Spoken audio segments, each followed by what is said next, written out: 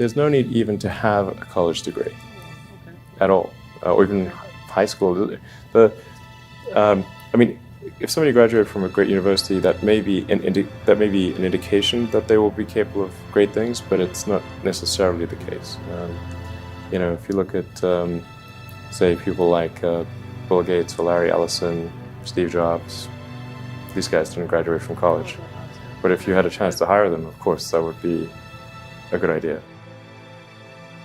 I would love to talk to Elon Musk, so I'm sure that would be ridiculously fun. I would love to find out. I'd like to ask him about his thought process. And also, I'm really curious about how in the world he manages to do multiple impossible things, because doing one impossible thing is impossible, but doing like 5 impossible things is the product of 5 impossibilities, and that just seems like hyper impossible. But he's managed it. You know, I mean, think about it. Think about what he did. He built an electric car, which is like hard. And then he built a rocket, and then he blasted the car into space on his rocket. Like that's not real. That doesn't happen.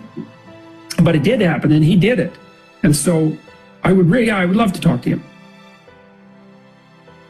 It's very difficult to start companies and quite painful. I think that's important to bear in mind. I don't know if that's probably not encouraging. Let me put it this way: if you need inspiring words, don't do it. A challenge for entrepreneurs is to say, well, what's the difference between really believing in your ideals and sticking to them versus pursuing some unrealistic dream that doesn't actually have merit? And that is a really difficult thing to tell you. Can you tell the difference between those two things? So you need to be sort of very rigorous in your self-analysis. I think certainly extremely tenacious, and then just work like hell. I mean, you just have to put in, 80 to 100 hour weeks every week. And there need to be reasons to get up in the morning. Life can't just be about solving problems. Otherwise, what's the point? There's got to be things that people find inspiring and make life worth living. If you're creating a company or if you're joining a company, the most important thing is to attract great people. So either join a group that's amazing, that you really respect, or if you're building a company, you've got to gather great people. I mean, all a company is a group of people that have gathered together to create a product or service.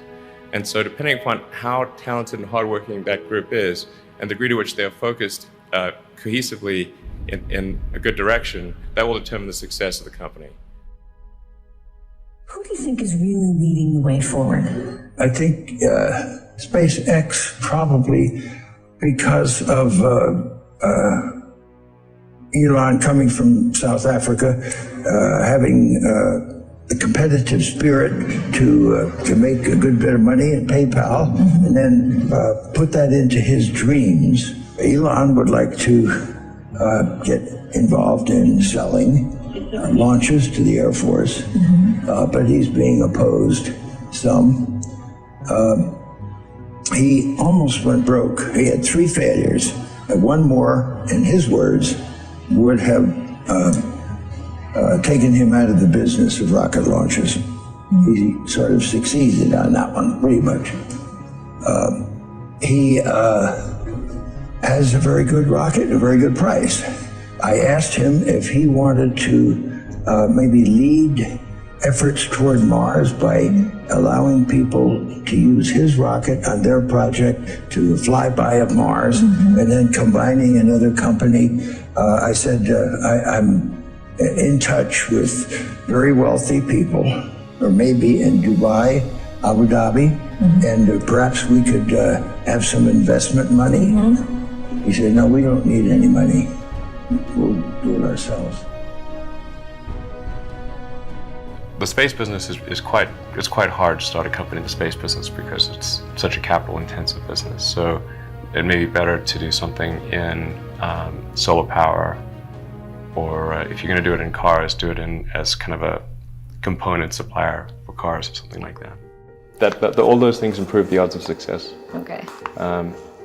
I mean, if other people are putting in 40-hour work weeks and you're putting in 100-hour work weeks, then even if you're doing the same thing, you know that you will achieve in 4 months what it takes them a year to achieve.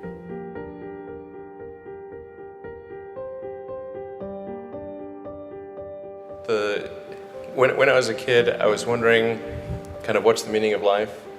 Like, why are we here? What's it all about? And I came to the conclusion that what really matters is trying to understand the right questions to ask.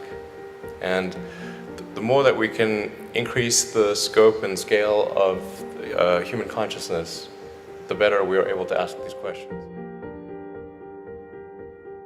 If somebody is doing something that is useful to the rest of society, I think that's a good thing. Like, it doesn't have to change the world. If you're doing something that has high value to people, I mean, I think that's fine. Like, stuff doesn't need to be changed the world just to be good.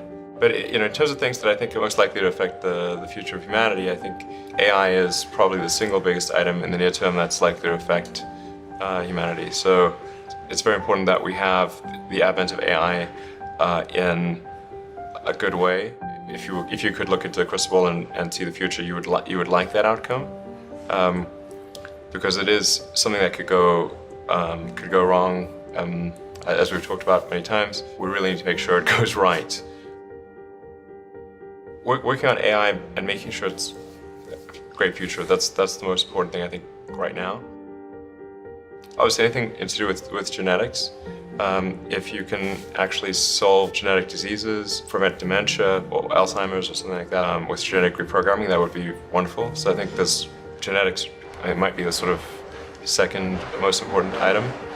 I think having a high bandwidth interface to the brain, like we're currently bandwidth limited. We have a digital tertiary self in the form of our email capabilities, like computers, phones, applications. We're effectively superhuman, but we're extremely bandwidth constrained in that interface between the cortex and your sort of that tertiary digital form of yourself. And helping solve that bandwidth constraint would be, I think, very important for the future as well. On signal over noise, a lot of companies get confused. They spend money on things that don't actually make the product better. So, for example, at Tesla, we've never spent any money on advertising. We put all of the money into R&D and manufacturing and design to try to make the car as good as possible. I think that's the way to go. So, for any given company, just can keep thinking about, are these efforts that people are expending, are they resulting in a better product or service? And if they're not, stop those efforts. You may have heard me say that it's good to think in terms of the physics approach of first principles, which is, rather than reasoning by analogy, you boil things down to the most fundamental truths you can imagine, and you reason up from there. And this is a good way to figure out if something really makes sense, or if it's just what everybody else is doing. And it's hard to think that way. You can't think that way about everything. It takes a lot of effort. But if you're trying to do something new, it's the best way to think. And that framework was developed by physicists to figure out counterintuitive things, like quantum mechanics. So it's really a powerful method. You guys are the magicians of the 21st century. Don't let anything hold you back. Imagination is the limit, and go out there and create some magic.